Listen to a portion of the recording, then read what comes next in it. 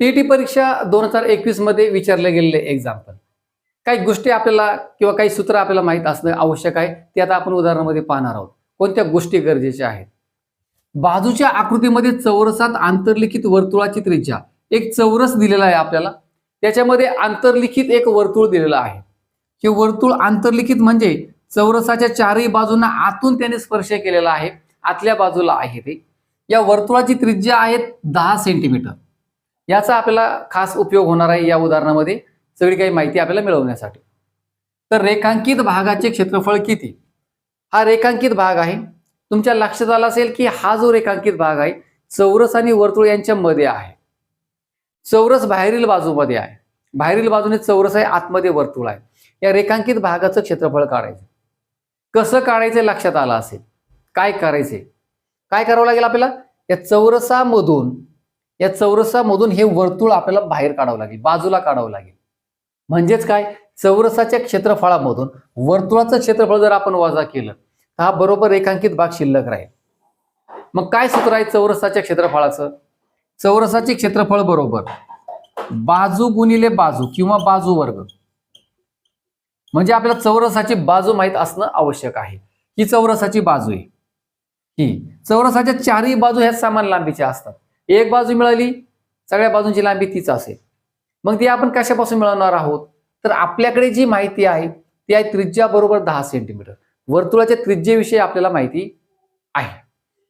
आपलं वर्तुळाचं क्षेत्रफळ सुद्धा लागणार आहे. काय सूत्र आहे वर्तुळाच्या क्षेत्रफळाचं? पाय आर वर्ग. आर म्हणजे त्रिज्या. त्रिज्या आपल्याकडे अवेलेबल आहे. म्हणजे या ठिकाणी आपल्याला अडचण येणार नाही. पायची किंमत 22/7 किंवा 3.14 सोयीनुसार आपण वापरत असतो. आपल्याला खास पाहिजे चौरसाची बाजू. ती मिळवण्याचा आपल्याकडे एकच मार्ग आहे, त्रिज्या 10 सेंटीमीटर. तर चला आपण त्रिज्या काढूया. ही वर्तुळाची त्रिज्या 10 सेंटीमीटर, राईट. बाजू चौरसाची काढायची ती आहे एवढी. मग एक काम करू शकतो आपण, ही त्रिज्या अशीच इकडे डाव्या बाजूला वाढवा. मग इकडे 10 सेंटीमीटर, इथे 10 सेंटीमीटर असेल. म्हणजेच याचा अर्थ काय झाला? हा झाला व्यास. समजा आपण PQ नाव दिलं, तो झाला 20 सेंटीमीटर. मग एवढीच लांबी कोणाची असणार आहे? चौरसाच्या बाजूची असणार आहे. म्हणजे चौरसाची बाजू झाली 20 सेंटीमीटर. बस आपलं काम झालं. आता आपण चौरसाचे क्षेत्रफळ काढू शकतो. बाजू गुणिले बाजू 20 गुणिले 20 बरोबर 400 सेंटीमीटर वर्ग किंवा चौरस सेंटीमीटर. चला आपण आता वर्तुळाचे क्षेत्रफळ काढूया. पाय आर वर्ग. आर बरोबर 10 सेंटीमीटर. मग पाय किती वापरायचा?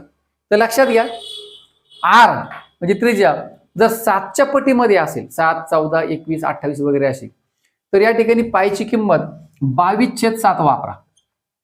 पण आर जर 7च्या पटीत नसेल तर पायची किंमत 3.14 वापरा. कॅल्क्युलेशनला जरा सोयीस्कर पडतं, बाकी काय नाही.